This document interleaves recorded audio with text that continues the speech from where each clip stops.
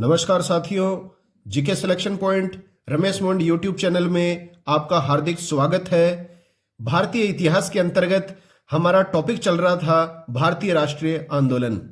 इससे पहले भारतीय राष्ट्रीय आंदोलन से संबंधित भाग 1, 2 तथा 3 आपके बीच में प्रदर्शित कर चुका हूं। आज मैं आपके बीच लेकर आया हूं भारतीय राष्ट्रीय आंदोलन का भाग 4 और इस भाग 4 के अंतर्गत हम 3 टॉपिक्स के बारे में चर्चा करेंगे। सबसे पहला है स्वदेशी आंदोलन 1905, इसके बाद में मुस्लिम लीग की स्थापना 1906 और तीसरा बिंदु रहेगा हमारा कांग्रेस का विभाजन, सूरत अधिवेशन 1907। साथियों, अगर वीडियो अच्छी लगे तो इसे लाइक जरूर किया करें, अधिक से अधिक साथियों में वीडियो को शेयर करें, क्योंकि हर प्रतियोगी परीक्षा के लिए महत्वपूर्ण अध्याय है ये भारतीय राष्ट्रीय आंदोलन 1885 से 1947। यहां तक कि कक्षा 8वीं, कक्षा 10वीं, कक्षा 9वीं, कक्षा 12वीं के लिए भी बहुत ही महत्वपूर्ण टॉपिक है ये भारतीय राष्ट्रीय आंदोलन। अगर चैनल पर नए हैं तो चैनल को सब्सक्राइब जरूर करें, बेल आइकन को दबाएं ताकि हर बुधवार तथा शनिवार को सुबह 9 बजे मेरे द्वारा प्रस्तुत वीडियो का नोटिफिकेशन आपको नियमित रूप से प्राप्त हो सके। तो शुरू करते हैं आज की वीडियो, भारतीय राष्ट्रीय आंदोलन भाग 4। सबसे पहला बिंदु है स्वदेशी आंदोलन। देखिए साथियों, ये जो स्वदेशी आंदोलन था ये 1905 में जो बंगाल विभाजन हुआ था, उस बंगाल विभाजन की प्रतिक्रिया के रूप में ही शुरू हुआ था स्वदेशी आंदोलन। 7 अगस्त 1905 को कलकत्ता में टाउन हॉल में एक बैठक में स्वदेशी आंदोलन की घोषणा हुई तथा सुरेंद्रनाथ बनर्जी द्वारा बहिष्कार प्रस्ताव पारित हुआ। तो बहिष्कार प्रस्ताव किसके द्वारा पारित किया गया था? सुरेंद्रनाथ बनर्जी के द्वारा। और कलकत्ता में टाउन हॉल में 7 अगस्त 1905 को जो है वो स्वदेशी आंदोलन की घोषणा हुई थी। और बहिष्कार का सुझाव जो है वो सर्वप्रथम संजीवनी जो पत्रिका थी उसके संपादक थे कृष्ण कुमार मित्र ने 13 जुलाई 1905 में दिया था। तो ये जो संजीवनी थी ये ब्रह्म समाज की पत्रिका थी और इसके संपादक थे कृष्ण कुमार मित्र, जिन्होंने सबसे पहले 13 जुलाई 1905 को बहिष्कार का सुझाव दिया था। अब देखिए, ये जो स्वदेशी आंदोलन है इसको स्वदेशी व बहिष्कार आंदोलन भी कहा जाता है। और स्वदेशी व बहिष्कार आंदोलन जो है वो 1905 से लेकर 1908 तक चला था, ये आपको ध्यान में रखना है। और इस स्वदेशी आंदोलन का मुख्य गीत पूछा जाता है, तो इसका मुख्य गीत क्या है? जो हमारा वर्तमान में भारत का राष्ट्रीय गीत है वही है वंदे मातरम। तो स्वदेशी आंदोलन का प्रमुख गीत क्या रहा था? वंदे मातरम। अब देखिए, स्वदेशी आंदोलन का जो प्रचार प्रसार जो हुआ था पूरे भारत में वो किस माध्यम से हुआ? तो इसके लिए बाल गंगाधर तिलक ने मुंबई और पुणे में मुख्य प्रचारक की भूमिका निभाई। बाल गंगाधर तिलक के द्वारा मुंबई और पुणे में व्यापक रूप से स्वदेशी आंदोलन का प्रचार प्रसार किया गया था। इसके अलावा लाला लाजपत राय और अजीत सिंह ने जो है पंजाब तथा उत्तरी भारत में स्वदेशी आंदोलन का व्यापक प्रचार प्रसार किया। सैयद हैदर रजा के द्वारा जो है वो दिल्ली में स्वदेशी आंदोलन का प्रचार प्रसार किया गया था। और मद्रास प्रेसिडेंसी में इस स्वदेशी आंदोलन का प्रचार प्रसार किसके द्वारा किया गया था? तो ये किया गया था चिदम्बरम पिल्लई के द्वारा। अब देखिए, इसके बाद में एक विशेष बात और आती है, एक संस्था और भी थी, anti circular society. Anti circular society की स्थापना जो है वो संजीवनी के संपादक कृष्ण कुमार मित्र के द्वारा ही की गई थी। और ये जो सोसाइटी थी वो धर्म निरपेक्षता के लिए प्रसिद्ध थी। और इस एंटी सर्कुलर सोसाइटी ने बाल गंगाधर तिलक के द्वारा चलाए गए शिवाजी महोत्सव का विरोध किया था। तो किस संस्था के द्वारा शिवाजी महोत्सव या शिवाजी उत्सव का विरोध किया गया था? तो उत्तर आ जाएगा कृष्ण कुमार मित्र द्वारा स्थापित संस्था एंटी सर्कुलर सोसाइटी के द्वारा। अब देखिए साथियों, कांग्रेस का जो 1905 में है वो अधिवेशन हुआ था बनारस में। इसके बारे में हमें जानकारी प्राप्त करनी है, परीक्षा की दृष्टि से मोस्ट इंपॉर्टेंट है। बाकी कांग्रेस से संबंधित जो अधिवेशन है वो मैं आपके बीच समस्त रूप से प्रस्तुत कर चुका हूं। अगर आपने वो अधिवेशन वाला वीडियो देख लिया है तो चाहे आप किसी भी प्रतियोगी परीक्षा की तैयारी कर रहे हो, अधिवेशन से संबंधित प्रश्न उस वीडियो से बाहर नहीं बनेगा। तो 1905 में कांग्रेस का अधिवेशन बनारस में हुआ था, जिसकी अध्यक्षता किसके द्वारा की गई थी? गोपाल कृष्ण गोखले के द्वारा। अब देखिए, इसमें दो प्रमुख प्रावधान जो आपको ध्यान में रखने हैं बनारस अधिवेशन के। इस अधिवेशन में कांग्रेस ने बंगाल में स्वदेशी व बहिष्कार का समर्थन किया। तो कांग्रेस ने बंगाल में स्वदेशी व बहिष्कार का समर्थन सबसे पहले किस अधिवेशन में किया था? बनारस अधिवेशन 1905 में। इस अधिवेशन में ही कांग्रेस ने सर्वप्रथम स्वदेशी के प्रस्ताव को अपनाया। तो कांग्रेस ने सबसे पहले किस अधिवेशन में स्वदेशी के प्रस्ताव को अपनाया? तो 1905 के बनारस अधिवेशन में, जिसकी अध्यक्षता गोपाल कृष्ण गोखले ने की थी। और इसके अलावा इस अधिवेशन में स्वशासन को कांग्रेस का लक्ष्य भी बताया गया। तो स्वशासन को कांग्रेस का लक्ष्य बताया गया इस अधिवेशन में, और स्वदेशी के प्रस्ताव को भी कांग्रेस ने अपनाया सबसे पहले। अब देखिए, इससे अगले वर्ष जो है 1906 में जो कांग्रेस का अधिवेशन हुआ था वो हुआ था कलकत्ता में। यह भी वेरी वेरी इंपॉर्टेंट है। 1906 के कलकत्ता अधिवेशन की अध्यक्षता की गई थी दादा भाई नौरोजी के द्वारा। और इस अधिवेशन में अध्यक्ष को लेकर नरमपंथी व उग्रपंथी के मध्य विवाद हुआ था। उग्रपंथी जो थे, जिनको हम उग्रवादी कहते हैं, इन्होंने उग्रपंथियों ने तिलक का नाम प्रस्तावित किया था अध्यक्ष के लिए, परंतु तिलक ने जो है वो अपना नाम वापस ले लिया और अध्यक्षता किसे मिल गई? दादा भाई नौरोजी को। अब ये 1906 का जो कलकत्ता अधिवेशन था, दादा भाई नौरोजी की अध्यक्षता में जो आयोजित हुआ था, इस अधिवेशन में उग्रवादियों ने 4 प्रस्ताव पास किए थे। ये आपको ध्यान में रखना है, वेरी इंपॉर्टेंट है। वो 4 प्रस्ताव कौन से थे? स्वदेशी, बहिष्कार, राष्ट्रीय शिक्षा और स्वशासन।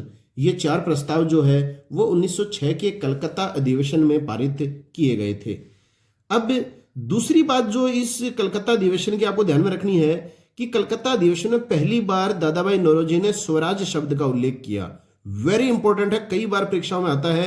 कांग्रेस के किस अधिवेशन में सबसे पहले स्वराज शब्द का उल्लेख किया गया? तो दादा भाई नौरोजी ने कलकत्ता अधिवेशन 1906 में सबसे पहले स्वराज शब्द का उल्लेख किया था। स्वराज को कांग्रेस का लक्ष्य बताया गया। तो स्वराज को कांग्रेस का लक्ष्य सबसे पहले 1905 के बनारस अधिवेशन में बताया गया था, और 1906 के कलकत्ता अधिवेशन में भी स्वराज को कांग्रेस का लक्ष्य बताया गया। अगला बिंदु क्या आएगा इस अधिवेशन से संबंधित? अधिवेशन में दादा भाई नौरोजी जो थे, उनका अध्यक्षीय भाषण मोहम्मद अली के द्वारा पढ़ा गया था। तो दादा भाई नौरोजी के अध्यक्ष के भाषण को इस अधिवेशन में किसने पढ़ा था? मोहम्मद अली के द्वारा पढ़ा गया था। अब देखिए साथियों, ये जो उग्रपंथी नेता थे लाल बाल पाल और अरविंद घोष, ये नेता स्वदेशी व बहिष्कार आंदोलन को संपूर्ण भारत में फैलाना चाहते थे, और इनका लक्ष्य क्या था? स्वराज था। नरमपंथी जो थे वो बंगाल से बाहर इस आंदोलन के विस्तार के विरुद्ध थे। नरमपंथी जो उदारवादी नेता थे वो नहीं चाहते थे कि ये स्वदेशी आंदोलन पूरे भारत में फैले, वो चाहते थे कि ये केवल बंगाल में ही फैले। बंगाल से बाहर इस आंदोलन के फैलने के ये विरोधी थे। अब बाल गंगाधर तिलक द्वारा शुरू किए गए गणपति तथा शिवाजी उत्सवों ने स्वदेशी का प्रचार प्रसार पश्चिमी भारत तथा बंगाल में किया। स्वदेशी आंदोलन ने आत्मशक्ति और आत्मनिर्भरता को बढ़ावा दिया, राष्ट्रीय शिक्षा को भी बढ़ावा दिया। तो स्वदेशी आंदोलन ने आत्मशक्ति को बढ़ावा दिया, आत्मनिर्भरता को बढ़ावा दिया और राष्ट्रीय शिक्षा को भी बढ़ावा दिया। अब देखिए, राष्ट्रीय शिक्षा परिषद की स्थापना कब हुई? तो इसकी स्थापना हुई थी अगस्त 1906 में। इसके अलावा बंगाल टेक्निकल इंस्टीट्यूट की स्थापना जुलाई 1906 में हुई थी, और ये तकनीकी शिक्षा से संबंधित संस्था थी और बंगाल में स्थापित की गई थी। स्वदेशी उद्योगों की स्थापना हुई स्वदेशी आंदोलन की वजह से, और पीसी रॉय ने बंगाल केमिकल फैक्ट्री की स्थापना की। तो ये सारे जो घटनाक्रम हैं, संस्थाएं स्थापित हुई हैं, ये स्वदेशी आंदोलन के दौरान ही हुई हैं, और स्वदेशी आंदोलन 1905 से लेकर 1908 तक चला था। अगला है स्वदेशी आंदोलन का सर्वाधिक प्रभाव। देखिए साथियों, स्वदेशी आंदोलन का सर्वाधिक प्रभाव जो है वो बंगाल के सांस्कृतिक क्षेत्र में दिखाई दिया था। यह भी प्रश्न कई बार परीक्षाओं में आ चुका है कि स्वदेशी आंदोलन का सर्वाधिक प्रभाव जो है वो किस क्षेत्र में दिखाई दिया? तो वो दिखाई दिया गया था बंगाल के सांस्कृतिक क्षेत्र में। स्वदेशी आंदोलन के दौरान राष्ट्रीय भावना के गीत लिखे गए। किनके द्वारा लिखे गए थे ये राष्ट्रीय भावना के गीत? रविंद्रनाथ टैगोर के द्वारा, रजनीकांत सेन के द्वारा, द्विजेंद्र लाल राय के द्वारा, मुकुंद दास के द्वारा और सैयद अबू मोहम्मद के द्वारा। तो इनके नाम आपको ध्यान में रखने हैं। मुख्य नाम जो है वो रविंद्रनाथ टैगोर और रजनीकांत सेन के हैं। इसके अलावा देखिए साथियों, जो प्रमुख गीत था स्वदेशी आंदोलन का वो आप सबको पता ही है, वंदे मातरम था, बंकिम चंद्र चटर्जी के द्वारा रचित था वो गीत, ये सभी आप जानते हैं। अब देखिए रविंद्रनाथ टैगोर ने अमार सोनार बांग्ला गीत लिखा, जो 1971 में बांग्लादेश का राष्ट्रगीत बन गया। अब बात करेंगे अपन स्वदेशी आंदोलन के प्रमुख चित्रकार कौन कौन थे। तो स्वदेशी आंदोलन के प्रमुख चित्रकारों में दो नाम आपको ध्यान में रखने हैं परीक्षा की दृष्टि से। अवनींद्रनाथ टैगोर, एक तो अवनींद्रनाथ टैगोर थे और एक थे नंदलाल घोष। इनका नाम कई जगह नंदलाल घोष मिलता है, कई जगह नंदलाल बोस भी मिलता है, तो आपको घबराने की आवश्यकता नहीं है। नंदलाल जो नाम है ये आपको ध्यान में रखना है। अब इन्होंने, नंदलाल घोष जो थे, इन्होंने पाश्चात्य प्रभाव से मुक्त होकर पूर्णतया स्वदेशी चित्र बनाए। ये आपको ध्यान में रखनी है अच्छी तरह बात।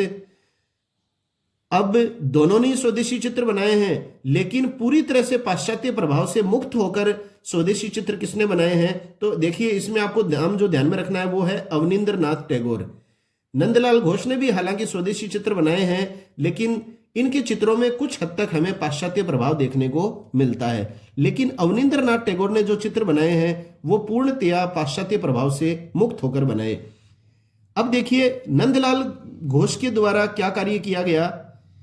Indian society of oriental arts, Nandlal Ghosh ने 1906 में Indian society of oriental arts की स्थापना की और इस संस्था से छात्रवृत्ति पाने वाले प्रथम चित्रकार जो थे वो कौन थे, वो आपको ध्यान में रखना है। वो थे पीसी राय और जगदीश चंद्र बोस। प्रमुख वैज्ञानिक थे जगदीश चंद्र बोस। अगला है स्वदेशी आंदोलन का सामाजिक आधार बढ़ा। देखिए यहां पर थोड़ा सा मिसप्रिंट हो गया है। स्वदेशी आंदोलन ने जो है वो बंगाल तथा भारत के, संपूर्ण भारत के सामाजिक आधार को भी जो है वो बढ़ावा दिया था। इसमें कुछ जमींदारों, शहरों के निम्न मध्यम वर्ग, छोटे कस्बों के छात्रों ने व्यापक स्तर पर भाग लिया। तो कुछ ही जमींदार जो थे वो इस स्वदेशी आंदोलन के भाग बने थे। शहरों के निम्न मध्यम वर्ग के लोग ही इसमें भाग ले पाए। छोटे कस्बों के छात्रों ने इसमें व्यापक स्तर पर क्या लिया था, भाग लिया था। अब देखिए मेन बात जो है कि किसान जो थे, जो प्रमुख है हमारे देश का अन्नदाता है, वो स्वदेशी आंदोलन से अलग रहा। ये यहाँ पर थोड़ा सा नेगेटिव पॉइंट आ जाता है स्वदेशी आंदोलन के संदर्भ में कि स्वदेशी आंदोलन से जो अलग रहे हैं वो रहे हैं किसान। और स्वदेशी आंदोलन की एक कमी और भी थी, इसमें बहुसंख्यक मुस्लिम, विशेषतया मुस्लिम किसान जो है वो शामिल नहीं हुए थे। अब देखिए साथियों, ये जो स्वदेशी आंदोलन था जब अपने चरम उत्कर्ष पर पहुंच गया था, स्वदेशी आंदोलन जब अपने चरम उत्कर्ष पर पहुंच गया था तो इस समय बंगाल में सांप्रदायिक दंगे भी फैले। मुस्लिम किसानों ने ढाका के नवाब सलीमुल्लाह के नेतृत्व में हिंदू जमींदारों के विरुद्ध विद्रोह तथा दंगे किए थे। तो मुस्लिम किसान जो थे उन्होंने ढाका के नवाब सलीमुल्लाह के नेतृत्व में हिंदू जमींदारों के विरुद्ध क्या किए, विद्रोह किए, दंगे किए। सलीमुल्लाह ने इस आधार पर बंगाल विभाजन का समर्थन किया कि इससे पूर्वी बंगाल में मुसलमानों का बहुमत होगा। तो आपको ये पता ही है, पिछले वीडियो में हमने बात की थी बंगाल विभाजन की, कि एक भाग बंगाल का बना गया था पश्चिमी बंगाल और एक बनाया गया पूर्वी बंगाल। पश्चिमी बंगाल जो था वो हिंदू बहुसंख्यक था और पूर्वी बंगाल जो था वो मुस्लिम बहुसंख्यक था। 1908 तक स्वदेशी आंदोलन जो है वो धीमा पड़ गया। इसके कारण क्या थे ये आपको ध्यान में रखना है। स्वदेशी आंदोलन के धीमे पड़ने के कारण थे 1907 में कांग्रेस का विभाजन होना। अभी हम अगला टॉपिक उसी की चर्चा करेंगे कि 1907 में जो है वो सूरत अधिवेशन हुआ था कांग्रेस का और इसमें कांग्रेस दो भागों में विभाजित हो गया था। ये कांग्रेस का पहला विभाजन था 1907 में, कुल 3 विभाजन हुए हैं। दूसरा जो स्वदेशी आंदोलन धीमा पड़ने का कारण था वो था तिलक, अश्विनी कुमार दत्त, कृष्ण कुमार को अंग्रेजी सरकार के द्वारा गिरफ्तार कर लिया गया था। तीसरा कारण है अंग्रेजी सरकार ने दमन कर आंदोलन को कुचल दिया। और चौथा कारण है स्वदेशी आंदोलन में प्रभावशाली संगठन व पार्टी संरचना की कमी थी। ये सबसे मेन इंपॉर्टेंट कारण यही है कि स्वदेशी आंदोलन जो था इसमें प्रभावशाली संगठनों और पार्टी की जो संरचना थी उसकी कमी दिखाई दी। इस वजह से ये आंदोलन ज्यादा समय तक नहीं टिक पाया। निष्कर्षतः है हम कह सकते हैं कि स्वदेशी आंदोलन ने भारत में सोई हुई राष्ट्रीयता को जगाया। लोगों की सोई हुई राष्ट्रीयता को जगाना बहुत जरूरी है तथा भावी राष्ट्रीय आंदोलन का जो आधार था उसको तैयार किया गया था स्वदेशी आंदोलन के द्वारा। अगला बिंदु है कांग्रेस का सूरत अधिवेशन। देखिए साथियों, सूरत अधिवेशन को हम साथ में इसलिए ला रहे हैं, हालांकि हमारा दूसरा जो बिंदु था वो मुस्लिम लीग की स्थापना ही था, क्योंकि मुस्लिम लीग की स्थापना 1906 में हुई थी और हम एकदम क्रम से चल रहे हैं। लेकिन चूंकि स्वदेशी आंदोलन को धीमा पड़ने का जो कारण हमने पहला बताया था 1907 का सूरत अधिवेशन, इसलिए मैं यहाँ पर आपको पहले जो है वो मुस्लिम लीग की स्थापना नहीं बताकर कांग्रेस का सूरत अधिवेशन बता रहा हूं।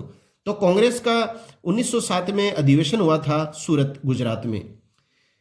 1905 से 1907 तक उग्र व नरमवादियों के बीच अनेक मतभेद हुए। अब देखिए 26 दिसंबर 1907 को गुजरात में ताप्ती नदी के किनारे हुए सूरत अधिवेशन में खुला संघर्ष प्रारंभ हुआ था उग्रवादी और नरमवादियों के बीच, तथा कांग्रेस का क्या हो गया, विभाजन हो गया। आपको पता है कि उग्रवादी जो थे वो स्वदेशी आंदोलन का पूरे भारत में प्रचार प्रसार करना चाहते थे और जो नरमपंथी उदारवादी जो थे वो इस आंदोलन का प्रचार प्रसार बंगाल के बाहर नहीं करना चाहते थे। अब ये जो सूरत अधिवेशन है इसके बारे में प्रश्न ये भी आता है कि कांग्रेस के कौन से अधिवेशन में कांग्रेस का पहला विभाजन हुआ, या सूरत अधिवेशन कौन से क्रम का विभाजन था। तो ये अधिवेशन जो था ये 23वां अधिवेशन था। कांग्रेस के 23वें अधिवेशन में पहली बार कांग्रेस दो भागों में विभाजित हुई। अब देखिए एक बात आपको ये बात भी ध्यान में रखनी है, हो सकता है अधिकांश विद्यार्थियों को पता भी हो, हर जगह ये तथ्य मिलता भी नहीं है। ये जो सूरत अधिवेशन था ये पहले नागपुर में होना प्रस्तावित था। कहां होना प्रस्तावित था? नागपुर, महाराष्ट्र में। किंतु क्यों नहीं हुआ? तो देखिए आप, किंतु उदारवादियों ने तिलक को कांग्रेस अध्यक्ष बनने से रोकने के लिए फिरोज शाह मेहता से अधिवेशन का स्थान बदलवाकर सूरत करवा दिया। तो उदारवादियों ने जो है वो इस आधार पर कि कहीं उग्रवादी जो हैं वो तिलक को कांग्रेस का अध्यक्ष न बना दें, इस कारण से फिरोज शाह मेहता से अधिवेशन का स्थान जो है वो उदारवादियों ने बदलवाकर नागपुर के स्थान से कहां करवा दिया? सूरत करवा दिया। क्योंकि बाल गंगाधर तिलक का बहुत जबरदस्त प्रभाव था महाराष्ट्र के क्षेत्र में, इसी वजह से इस समय सूरत बंबई प्रांत में था तथा नागपुर जो था वो मध्य प्रांत में था। सूरत मेजबान होने से तिलक जो है वो अध्यक्षता नहीं कर सकते थे, अतः अब गरम दल ने लाला लाजपत राय का नाम अध्यक्ष पद के लिए प्रस्तावित किया। तो उग्रवादी कह दो या गरम दल के कह दो, बात एक ही है। तो जब तिलक अध्यक्षता नहीं कर पाए तो गरम दल के लोगों ने किस व्यक्ति को अध्यक्ष बनाने के लिए नाम प्रस्तावित किया? लाला लाजपत राय को। इसके विपरीत उदारवादी जो थे उन्होंने रास बिहारी बोस को अध्यक्ष बनाने के लिए नाम प्रस्तावित किया। और अंत में क्या हुआ था आप सभी जानते हैं, रास बिहारी जो घोष थे वो ही सूरत अधिवेशन की अध्यक्षता करने में सफल रहे। यह आपको ध्यान में रखना है अध्यक्ष का नाम।